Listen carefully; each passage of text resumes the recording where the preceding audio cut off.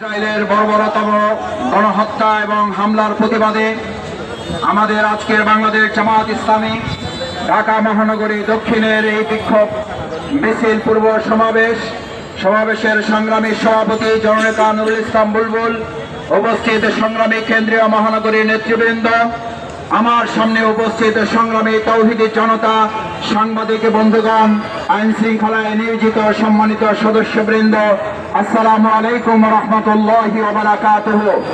সংগ্রামী ভাই এবং বন্ধুগণ, বাংলাদেশ আজ যে বিক্ষোভে নেমেছে, আমরা বিগত 15 বছর ফ্যাসিস্ট আওয়ামী লীগের সরকারের আমলে ইসরায়েলের এই হামলার প্রতিবাদে বিক্ষোভ করতে গিয়ে বাংলাদেশের তথাকথিত ইসরায়েলের দোসর আওয়ামী লীগের কর্তৃক আমরা আক্রান্ত এবং গ্রেপ্তারের মুখে পড়েছিলাম।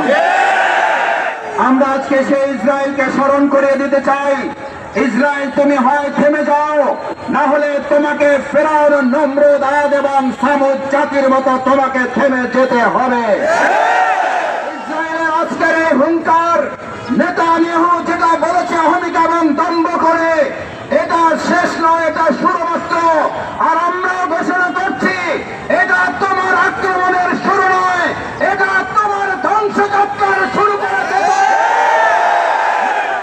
ইসরায়েলকে গোটা পৃথিবীতে নিষিদ্ধ করতে হবে, রাষ্ট্রকে নিষিদ্ধ করতে হবে, বসতি স্থাপনকে নিষিদ্ধ ঘোষণা করতে হবে। গোটা বিশ্ব মুসলিম ঐক্য করে ইসরায়েলের অমানবিক হামলার বিরুদ্ধে দায়িত্বহীন কণ্ঠে আমরা ঐক্যবদ্ধ ভূমিকা পালন করে ইসরায়েলের এই গণহত্যা বন্ধ করব ইনশাআল্লাহ। এবং বন্ধুগণ, আমরা দায়িত্বহীন কণ্ঠে বলতে চাই, চুক্তি লঙ্ঘন করার পর রাসূল করিম সাল্লাল্লাহু আলাইহি সাল্লামের মক্কা বিজয় নির্ধারিত হয়েছিল। চুক্তি ভঙ্গ করেছে, ফিলিস্তিনের বিজয় নির্ধারিত হবে। সেই বিজয়ের জন্য ফিলিস্তিনি ভাই বোনদের পাশে দাঁড়িয়ে মক্কা বিজয়ের মতো চুক্তি ভঙ্গকারী তৎকালীন কাফির মুশরিকদের ধ্বংস যেমন জাতি দেখেছে, ইসরায়েলের ধ্বংস এই জাতি দেখবে।